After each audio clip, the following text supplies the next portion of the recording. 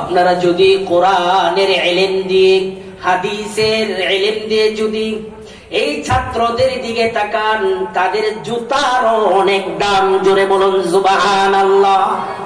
কারণ হলো সাধারণ মানুষ যখন পায়ের মধ্যে জুতা পরে হাঁটে, তার পায়ের নিচে কাদা থাকে, তার পায়ের নিচে ময়লা থাকে। আরেকজন হাফেজে কোরআন যখন হাঁটাহাঁটি করে, তার পায়ের নিচে রহমতের ফেরেশতারা পাখা বিছিয়ে দেয়। জোরে বলুন সুবহানাল্লাহ। এজন্য আমি জুতাগুলোকে মাথার মধ্যে নিলাম।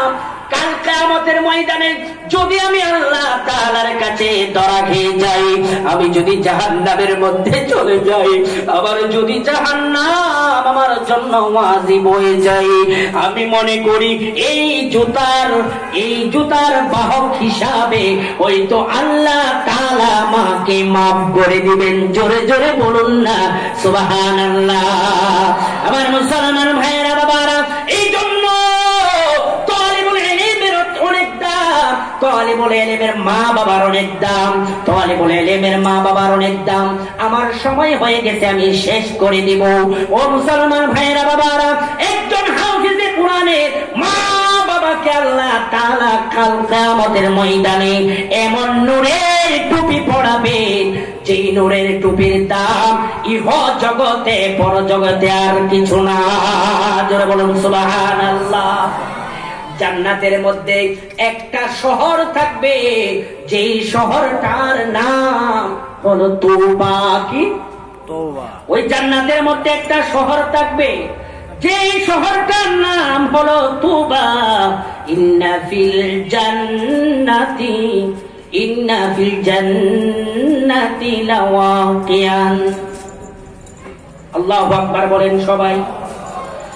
ইন্না ফিল জান্নাতি লাওয়াকিয়ান ইউকালু লাহু তওবা।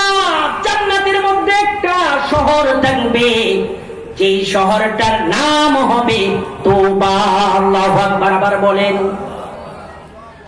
ওই শহরটা এমন শহর যে খলাকাল্লাহু মিন মারজান। আল্লাহু আকবার।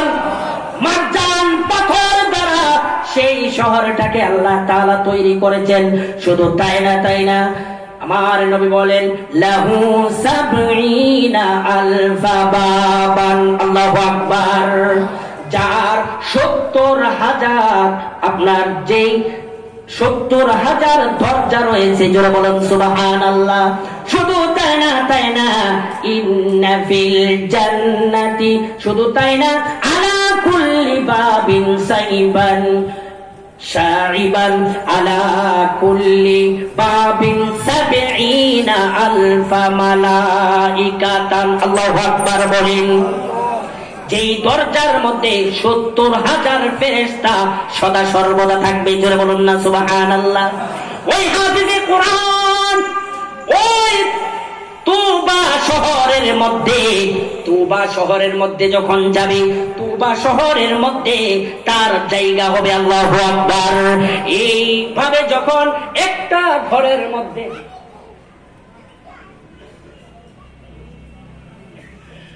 মুসলমান ভাইয়েরা, বাবারা, তওবা শহরের মধ্যে একজন হাফেজে কোরআনের শেষ জায়গা হবে। জোরে বলুন সুবহানাল্লাহ। আমার মুসলমান ভাইয়েরা, বাবারা, আমার নবী সরকার মুআলম নবী বলে, এখানে যখন যাবে 70,000 ফেরেশতা তাদেরকে সম্মান জানাবে, সেলট জানাবে। জোরে বলুন সুবহানাল্লাহ।